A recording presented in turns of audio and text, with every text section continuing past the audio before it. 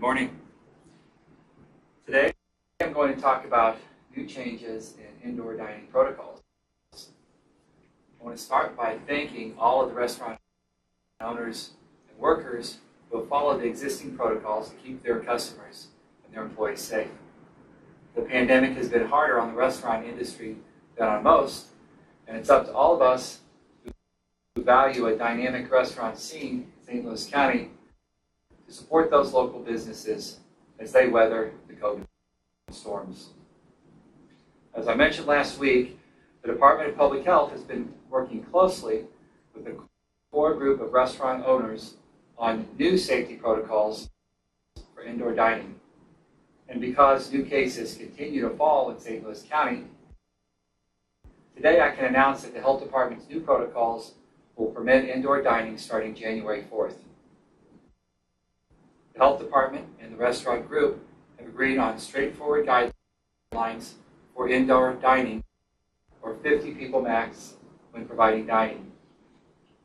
And second, new mask protocols will be in place to protect restaurant workers better. Third, restaurants and bars will be required to close by 10 p.m. Fourth, some bars will need to install physical barriers like plastic or plexiglass. And fifth, restaurants and bars will record the names and contact information for patrons to assist with contact tracing and case investigation if that proves necessary. There are more details available about these new protocols that will be in the Health Department's new order and guidance documents. Those will be posted later this morning at stlcorona.com. It's important to emphasize that we're able to make this policy change because the numbers are going in the right direction. But it's also important for everyone to realize that indoor dining, even with these protocols, continues to pose substantial risk to patrons and employees alike. We worked carefully to mitigate those risks as much as possible. And I want to thank the restaurant owners who've worked with us, and I want to thank them for their collaboration. Throughout this pandemic, most community members have followed public health guidelines. A few outliers haven't, but most people realize that our public health experts are doing their very best to craft policies that protect us all from this deadly virus. And as I said earlier, I hope we can all join in supporting our local restaurants as they try to survive the pandemic in a way that is safe for their customers and for their workers. We will continue to make decisions regarding public health protocols based on the advice of the Pandemic Task Force, the CDC, and the St. Louis County Public Health Department. They all will be watching hospital admissions, ICU capacity, and all of the hospital data, along with new cases, trends in testing, availability, and positivity, and back. What can it do financially to help restaurants and other small businesses? Well, to date, the county has used $24 million of CARES funding to help restaurants and other small businesses through grants and other programs.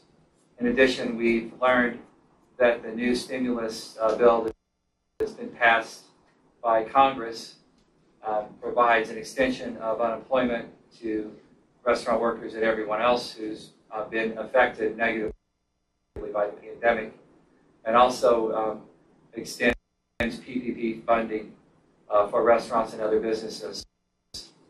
I don't think it goes far enough to help our restaurants, but it's a start, and that conversation will continue at the federal level. And should new federal CARES money become available in St. Louis County, we'll certainly look at how we can help our affected businesses as well. All right, this one comes from St. Louis Public Radio. What are the criteria for tightening restaurant restrictions, assuming that we see a predicted post-holiday spike in infections? Well, we'll be watching new research surrounding the transmission of COVID in indoor dining. We'll be watching research around medical care that's provided to folks that have been affected with COVID. And we'll be watching all the same markers that we've always watched: hospital admissions, ICU admissions, ventilator availability, and trends in hospital admissions, along with testing, positivity of testing, trends in new cases, and now a new variable that we're excited to have the ability to watch, and that's vaccine availability and vaccine administration. Yeah, one more. This one's from KMOV. It does have to do with vaccines. What is the reason for the slowdown by the federal government with the vaccine? Missouri seems to still be short approximately 400,000 shots. It seems that the deployment of vaccines nationally, and then as that spreads down to the states through the state, has been a real challenge. We're doing something in government and in our country that we've never done before, and that's ship a new product, a vaccine, to everywhere that it needs to go. We are ready here in St. Louis County to administer the vaccine. The hospitals are up and ready to go in that administration. I know our pharmacy chains are